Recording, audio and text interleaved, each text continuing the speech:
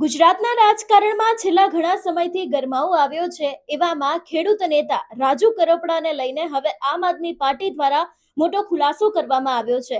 આમ તો રાજુ કરપડા દ્વારા એવું કહેવામાં આવી રહ્યું છે કે તેઓ ભારતીય જનતા પાર્ટીમાં જોડાવાના નથી, પરંતુ અત્યારે હાલ આમ આદમી પાર્ટી દ્વારા એક પ્રેસ કોન્ફરન્સ કરવામાં આવી છે અને એની અંદર રાજુ કરપડા અને જે બીજા એક કાર્યકર્તા છે તે લોકોની વચ્ચે ભારતીય જનતા પાર્ટીમાં જોડાવાને લઈને જે વાતચીત કરવામાં આવી છે એ જ ઓડિયો વાયરલ કરવામાં આવ્યો છે.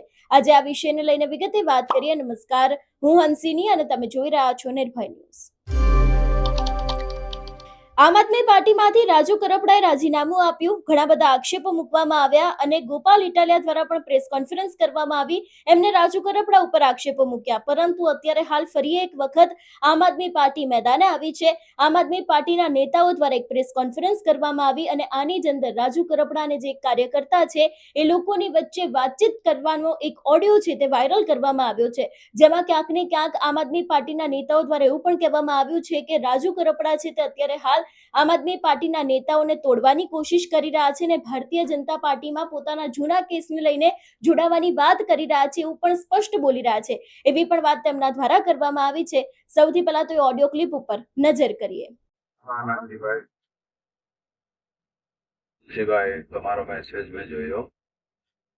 સાથે મળે જે કાંઈ કરીએ તે સાફ કરશું. બધી રાસ્તામાં જરૂર નથી, જે થશે ને તે સાફ થશે. જે રહ્યા છીએ સાથે અત્યાર સુધી રહી ચૂકી સાથે, બરાબર.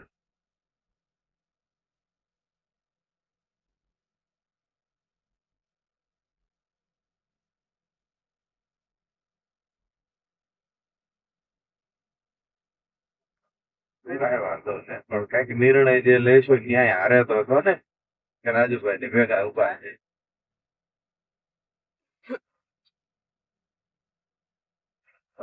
રાખો કે રાજુભાઈ ભેગા છો તો કોઈ દિવસ ક્યાંય લાંબો હાથ બીજે નહીં કરવો પડે ભાઈ. જીવીએ ત્યાં સુધી ભેગા રહે.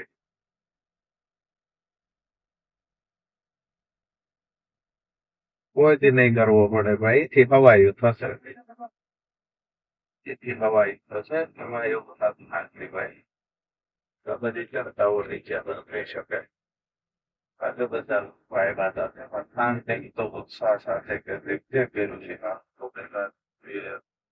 આમાં ક્યાંક ને થાય કે બધા લોકો જવા છે.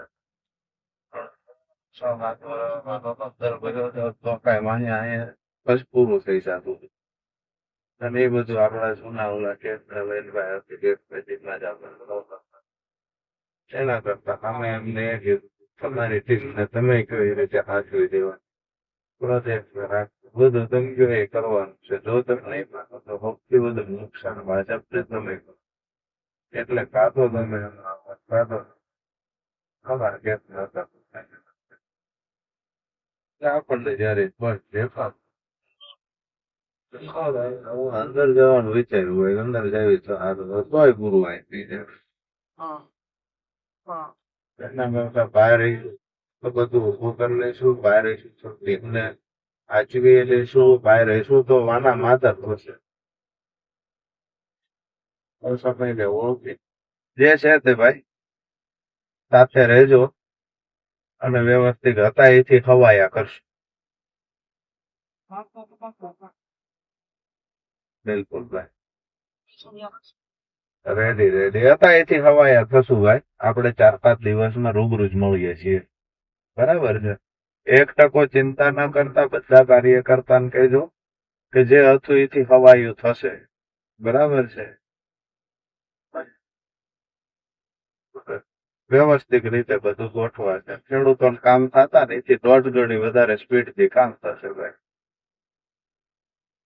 બરાબર. ભલે ભાઈ, હા ભાઈ જવા મળીએ ને ત્યારે કઈ કે પપ્પા વ્યવસ્થિત આપણે વિચાર્યું હોય વિચાર્યું એના કરતા વ્યવસ્થિત અમિતભાઈ જવાબદાર